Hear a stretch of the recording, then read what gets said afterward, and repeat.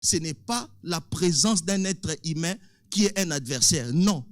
C'est que c'est par beaucoup de choses qui agissent, des forces qui interagissent dans ce monde et qui empêchent chacun à être réellement ce qu'il doit être par rapport à ses potentiels.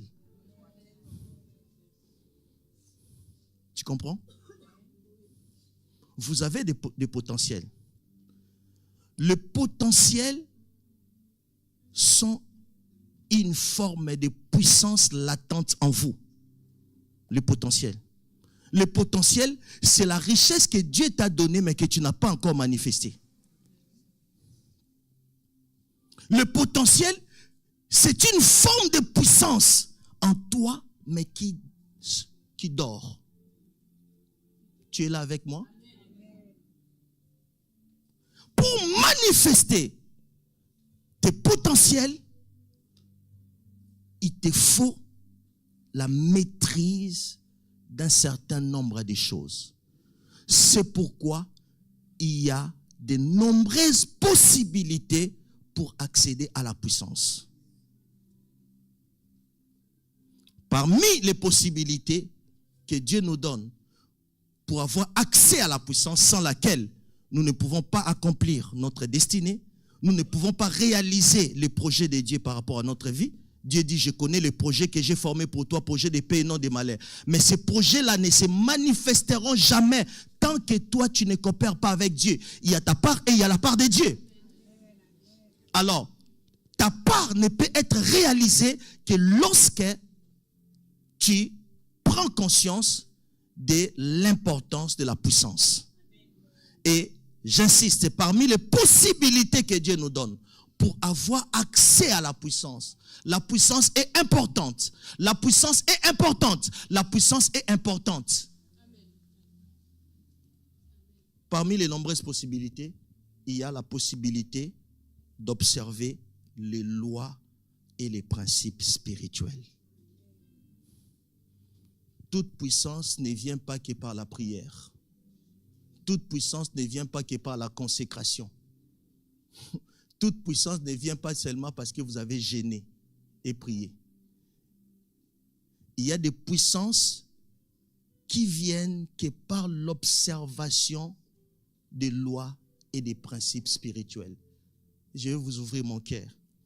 Vous pouvez prier longtemps, rester en jeûne longtemps, mais cela ne vous rendra jamais multimillionnaire. Vous êtes d'accord? La faveur de la prospérité financière ne répond pas à la loi des jeûnes et prières.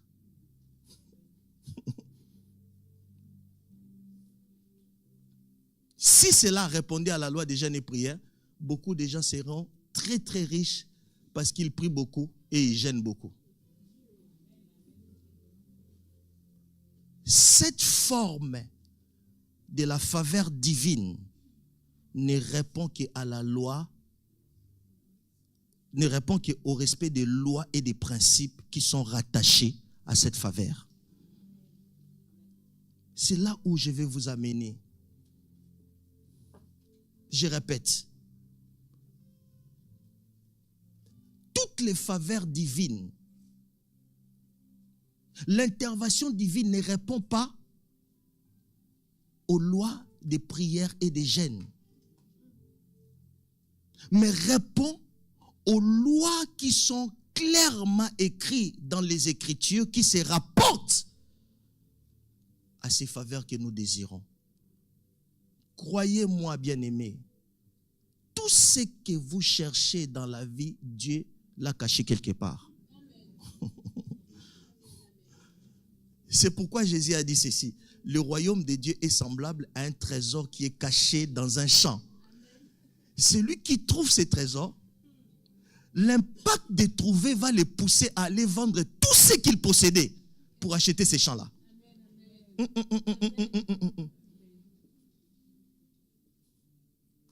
Il y a des choses qui sont cachées. J'ai compris, en grandissant avec Dieu, que toutes les maladies ne seront pas guéris par l'imposition des mains, bien que la parole de Dieu dit que voici les miracles qui accompagneront ceux qui auront crié en mon nom, ils imposeront les mains aux malades et les malades seront guéris. Mais il y a des maladies qui n'obéissent pas aux impositions des mains. Raison pour laquelle Jésus a appliqué sa salive avec la boue, il a appliqué dans les yeux d'un aveugle. Ça, c'est la haute magie.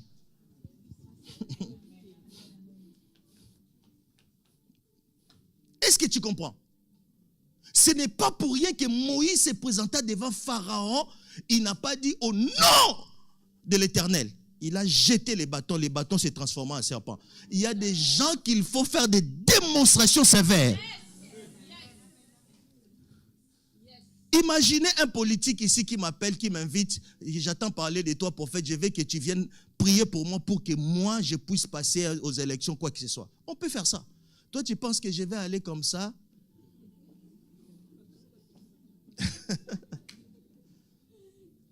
Là, on rentre dans la dimension des cérémonies spirituelles. Est-ce que quelqu'un me comprend? Il y a des choses que je ne peux pas vous dire.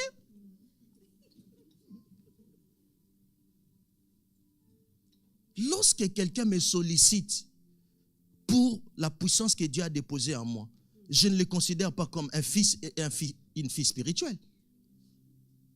Je vais traiter avec lui dans la dimension de spiritualité.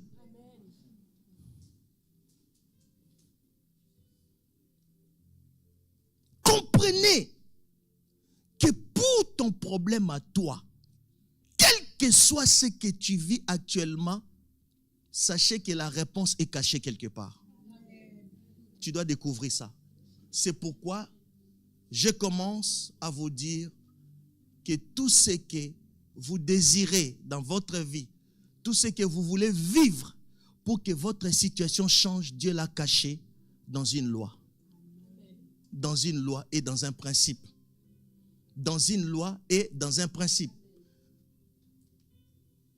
Jésus, face à cet aveugle, a mis sa salive de la boue, avec la boue.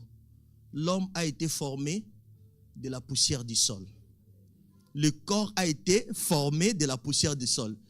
Et le corps, les yeux de cet homme, c'est la poussière du sol. Mais sauf qu'il lui fallait un ADN de Dieu pour que ses yeux soient restaurés. Il fallait transférer l'ADN spirituel.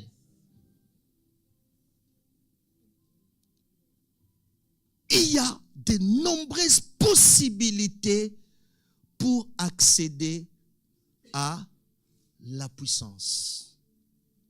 Parmi tant d'autres, le respect des principes et des lois spirituelles.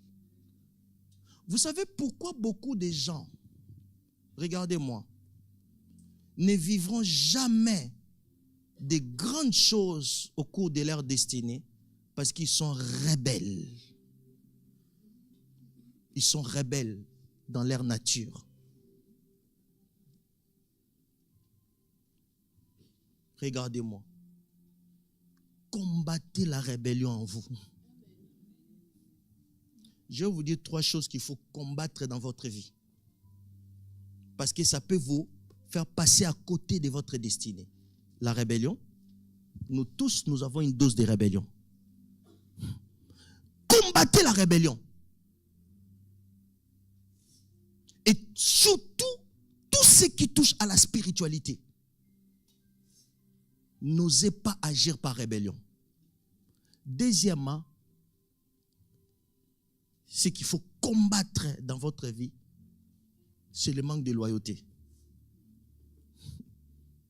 Le manque de loyauté. Combattez ça. Restez loyal. Tout ce qui touche à la spiritualité, soyez loyal. Troisièmement,